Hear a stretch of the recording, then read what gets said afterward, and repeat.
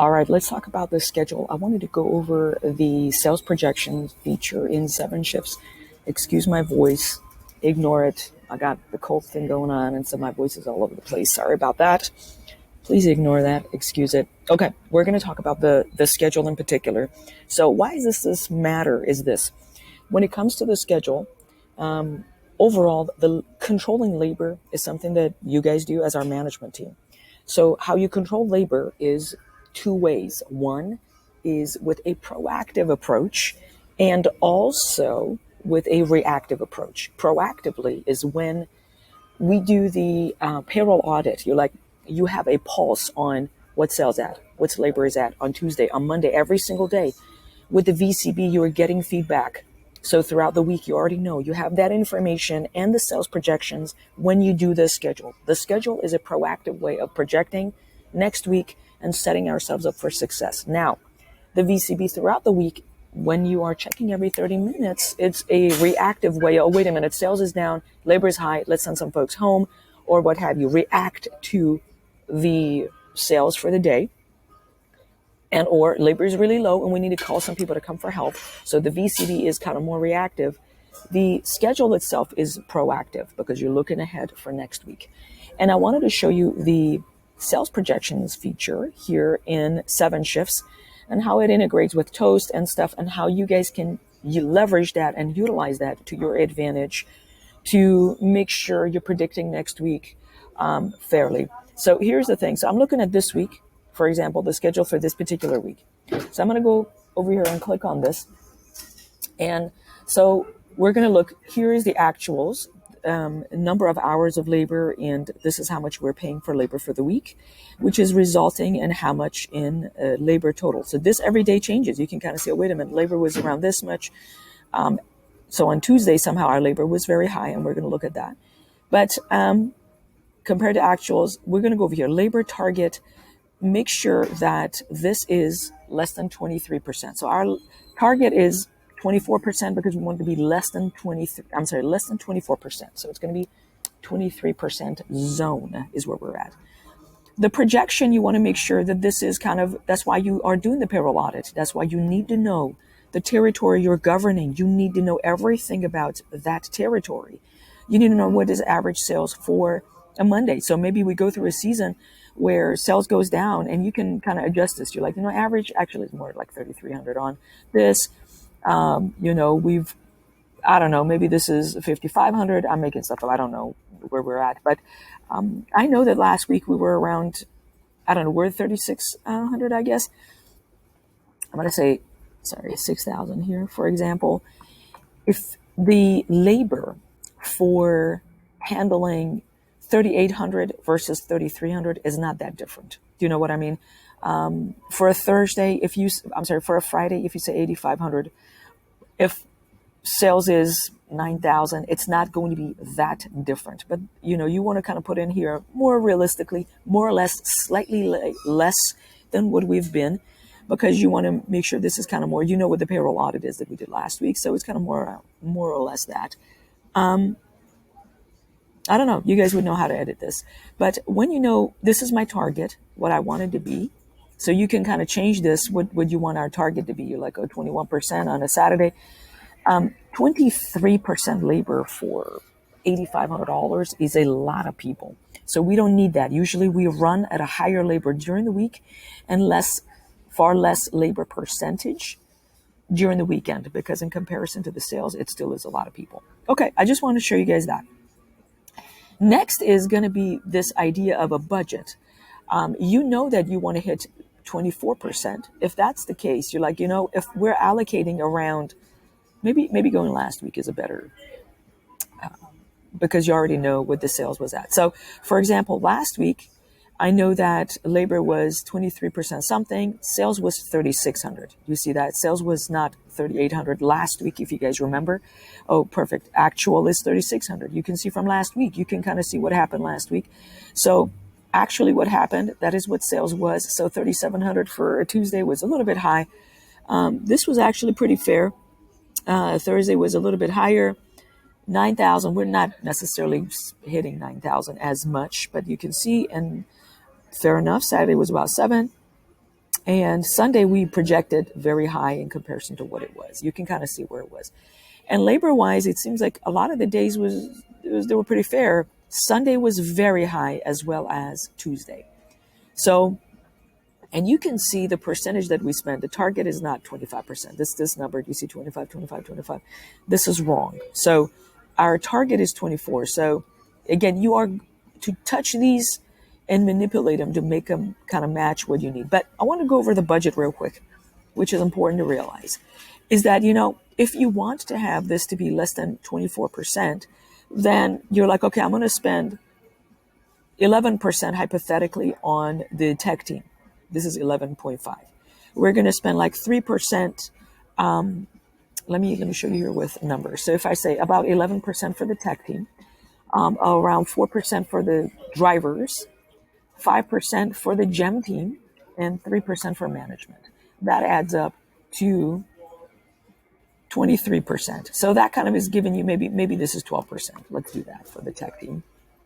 It gives you around 24%. That gives you an idea what is on, we're like, oh, based on that, the tech team is more or less good.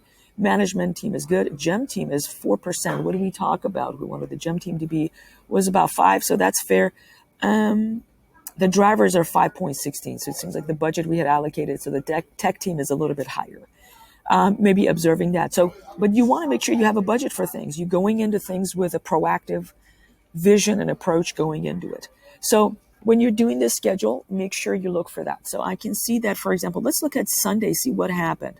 First off, sales is a bit low. So if I click on this, it goes down. I'm going to click on the day, and obviously Vanessa was overtime. I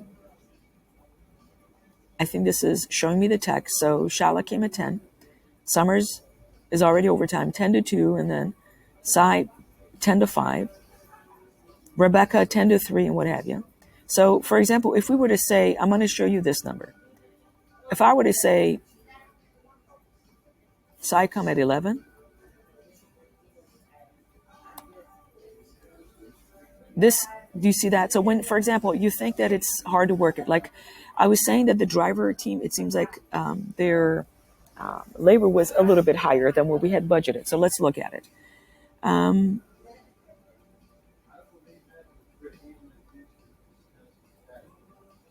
5 to 9 is John Bailey. How come John is till 9? He's a driver. He should not stay till 9, right? Look at this. It's 3.04. If I put him here at 8, just 1 hour less. Oh, I'm already at 2.88%. So just changing 1 hour of him, for example, because we don't need drivers to stay till 9. Why is John till 9 on a Sunday? He doesn't need to be there. Particularly if we have managers that are able to take deliveries in case there is one out of the blue that's after hours. I know like Riley was around. Let's look. Well, Riley's not there Sunday. Daniel is there. I know that. So I saw Blake's name. He's scheduled as a driver, for example, till 9. I mean, maybe he can stay till 8, right?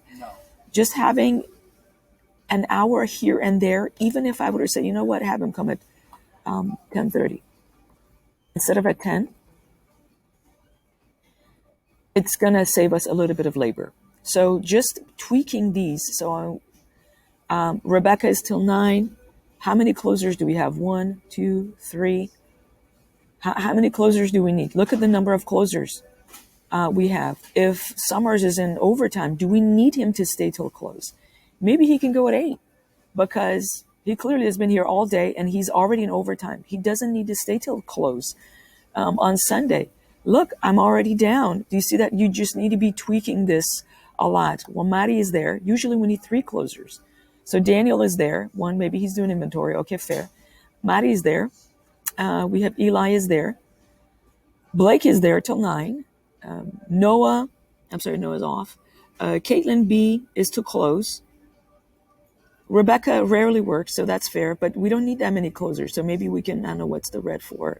She's not even available. So Caitlin C can go home at 8, for example.